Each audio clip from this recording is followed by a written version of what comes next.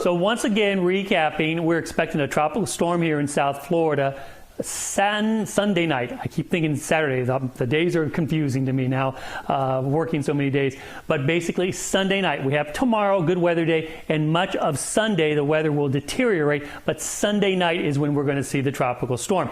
We shudder for hurricanes. This does not look like a hurricane event, so this does not look like a shudder event.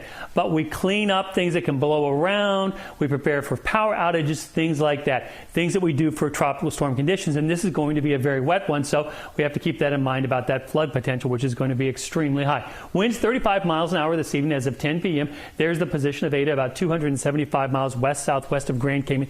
Moving quicker now to the northeast. That's expected. No surprises there, and there's the threat cone bringing it across Cuba during the day on Sunday. Sunday night, it's in the Straits here, and the bad weather is moving into South Florida because that's the center forecast point, but the bad weather, because the storm's going to be getting bigger, will come out ahead of the center, of course. Then as we go on into Monday morning, there it is, crossing the Keys or somewhere in this general area. Could be a little farther north. The weather would be a little bit windier, a little bit wetter, or a little bit farther to the south, maybe not as bad, but basically, I still think because it's going to be a big storm that we are all going to experience some form of tropical storm conditions. What are tropical storm conditions? Sustained winds of 40 miles an hour with gusts above 60 miles an hour. And then after that, it's on to the west and northwest and north and beginning to wind it down in the eastern Gulf. Here's the way it looks tonight. Not terribly impressive, but the thunderstorms are consolidating, a sign that it is gradually getting better organized and will likely be getting stronger. That's the forecast, of course,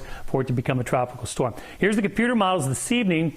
They're still in fairly good agreement. A couple of these guys over here, they spun out to the north over us. They've been doing that about every afternoon on the computer run every evening, but they're basically in pretty good agreement here. And look at that. It's a huge turn in one direction, another big turn in another direction, and computers have a hard time getting the details of those turns down. So we wouldn't be surprised if maybe the track shifts a little bit to the north, maybe a little bit to the west. All of this is kind of baked in at this point because the storm is going to be so big and lopsided as well that we're going to see the tropical storm conditions. So let's say the storm is on this line right here. Well, because the north side of the storm and the east side of the storm are going to be worse, it's into South Florida. It would literally have to take one of these less confident, less skilled models and go over there to really miss us. Tonight we're seeing bands of showers coming in, increase on that easterly flow. Some pretty heavy activity right now in Palm Beach County. Mostly dry for the moment in Broward, and big bands of showers moving into Miami-Dade as well as the Keys. This is just going to gradually increase as we go through the night and through the day tomorrow on into Sunday. There's the deepest moisture with Eta. Comes up close to us tomorrow evening. There we are by Sunday. We're in the thick of it. And then there we are on Monday. Eta pulls away, but look at this. We don't like that feature because that's that moisture tail.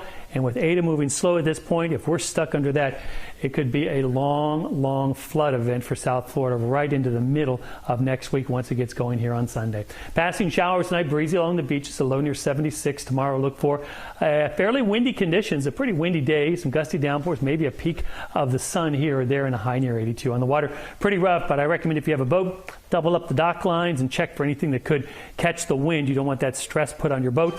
On Sunday, the weather deteriorates. Sunday night and Monday, the worst of it, and still kind of stormy into next week. CBS 4 News Tonight is coming right back.